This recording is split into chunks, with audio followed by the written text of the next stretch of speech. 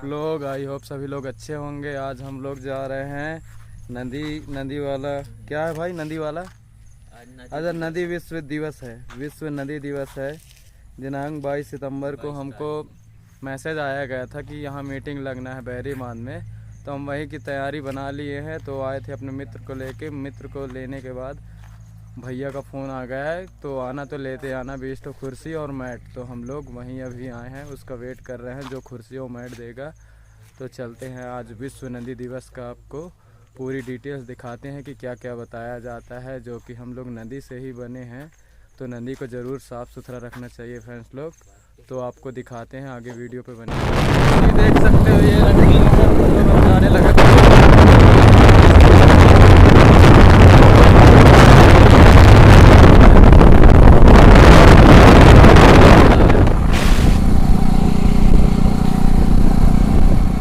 Meeting जारी हो चुका है हम लोग का अभी, विश्व नदी दिवस। ये हमारे भाई मीटिंग करवा रहे हैं। नहीं गरीब वाला फोन।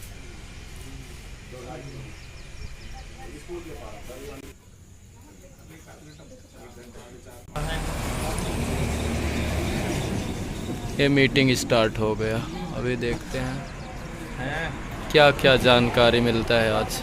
गदर आ रहा है निहाल के साथ। बहरी बांध में ये छोटा सा बैनर देख रहे हैं, जी विश्व नदी दिवस। जी, जिस कारण हम लोग जीवित हैं और लोग तो इनको भूलते जा रहे हैं, इसलिए याद दिलाने के लिए। और आज जो है पूरे विश्व में जहाँ जहाँ भी ऐसे लोग चाहते हैं कि वातावरण शुद्ध हो, जिस हवा और पानी के कारण हम लोग जीवित हैं, उनको कैसे संरक्षित और सुरक्षित रखा जाए, ऐसे गोष्ठी के लिए हम आज बैरी बांध में एकत्रित हुए हैं। और अच्छी बात हम सबके लिए यह है कि हमारे बीच में ये कहना अतिशयोक्ति नहीं होगा कि रमेश भैया जैसे लोग जो आज किसानों और मजदूरों के लिए आए दिन सड़कों पर रहते हैं, हम चाहते हैं कि आप हर जगह से हमारे किसानों के बीच, मजदूरों के बीच, युवाओं के बीच, नागरिकों के बीच आप पहुँचें और अपनी बात कहें और लोगों को सुने भी, ताकि आगे की कार्य और मजबूत हो। तो मैं उनका यहाँ हम सब की तरफ से स्वागत करते हैं। पहले से ताली बजाकर उनका स्वागत करें। आज के इस पूरे कार्यक्रम को, जैसे हम लोग चाहे छोटा कार्यक्रम करें बड़े करें, थोड़ी एक रहती है कि ये हमारे देश में एक परंपरा रही है। तो आज के इस कार्यक्रम की अध्यक्षता के लिए मैं गिरीश भाई को निवेदन करता हूँ। देख रहे हैं, बहुत ही अच्छा लग रहा है, क्योंकि हमारे अपने बुजुर्गों को सुनेंगे और इस पूरे यहाँ छिपर दिया गया, मैं उनको यहाँ स्वागत करता हूँ। वंदन है, अभिनंदन है। अपने सर्वोदय की संस्था और जो भी यहाँ किसान संगठन के मुखिया, अलग अलग संस्था और संगठनों के प्रतिनिधि यहाँ उपस्थित हैं। तो मैं मानता हूँ कि हम सब काफी प्रमुख लोगों को सुनना चाहेंगे, तो ज्यादा बिना समय लिए ये नदी दिवस जो धीरे धीरे गांव की तरफ चला जाए, जहां से नदियों की उद्गम है, शुरुआत है, जंगल और पहाड़ों से नदी निकलती है और बड़ी रूप लेती है। जहां भी ऐसे कार्यक्रम होते हैं तो हम ये कहते हैं भाई कि नदी, तालाब, कुएं जो भी है हमको जीवन देती है। इनको जो है हम गंदा ना करें, भले साफ ना करें, गंदा ना करें तो साफ करने की जरूरत नहीं पड़ती, वो स्वयं सक्षम है। तो मैं, चूंकि रमेश भैया को जाना है, तो मैं बिना फॉर्मेलिटी आपको सुन लेते हैं और इसके विषय में हम आपसे नहीं कह रहे हैं आधा घंटे लेते का भाई।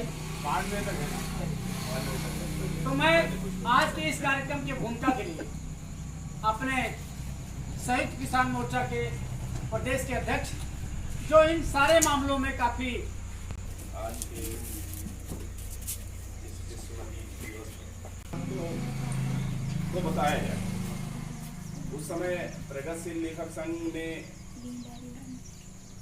चंदास नदी पर जो है एक यात्रा इन्होंने किया था, और उसमें प्रगतिशील लेखक संघ उस यात्रा का मकसद और उसकी पूरी जानकारी वो गिरीश भाई आपको देंगे। लेकिन मैं क्योंकि मुझे बुलाया गया है तो मैं इस संदर्भ में सिर्फ इतना कहूँगा कि जब हम विश्व नदी दिवस मना रहे हैं तो सबसे महत्वपूर्ण चीज़ ये है कि अगर हम देखें इतिहास के अंदर तो मानव जीवन वहीं बसता था जहाँ नदियाँ थी, और उन नदियों का पानी उनके जीवन के लिए बहुत उपयोगी था। पानी पीने के लिए, पानी सिंचाई के लिए। अगर हम आज से 100-200 साल पहले देखें तो जब कल कारखाने नहीं थे तो नदियों के किनारे ही जितने भी बड़े महानगर या नगर बसे हुए हैं या गांव बसे हुए हैं वो नदियों के किनारे ही पूरा जीवन बसता था। और उस जमाने में नदियों को स्वच्छ रखने के दिशा में जो है जनता काफ़ी जागरूक थी, और कहीं नदियों के अंदर गंदा पानी या प्रदूषित पानी छोड़ने का रिवाज नहीं था।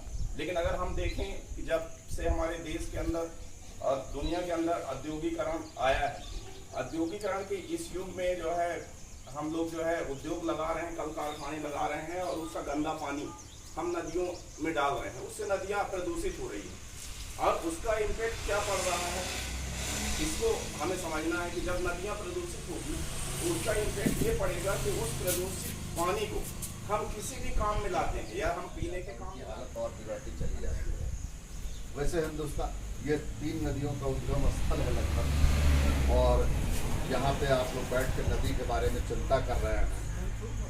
औपचारिकता ही सही, लेकिन इस चिंता की शुरुआत होनी चाहिए, इसीलिए कि हमारे पास नष्ट करने के लिए कोई दूसरी पृथ्वी नहीं है।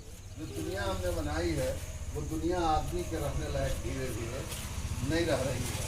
हमने बहुत कार्बन उत्सर्जन किया।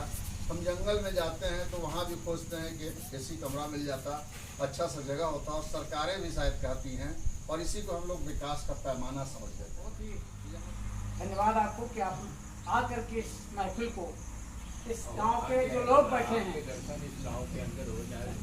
बहुत ही हृदय से आभारी हैं आपने एकदम भाव विरोध कर दिया है विषय को लेकर के। और मैं इस कार्यक्रम में आज बताना चाहूँगा आप सबको कि मैं 3 बेटियों को लेके आया हूँ। चलिए जरा निकलिए और सुनिए। चलो बढ़िया बात। तो बहुत ही अच्छा लगा कि सार्थकता हमको मिली यहाँ। मैं बिना समय ले चुके, रमेश भैया का टाइम फिक्स था, तो हम उनको भी सुन लेते हैं। इसके बाद हम लोग क्वेश्चन थोड़ा आगे बढ़ाएंगे। आज मैं रमेश भैया से निवेदन करता हूँ कि आप भी अपनी कुर्सी लाना नहीं लाना। आज विश्व नदी दिवस के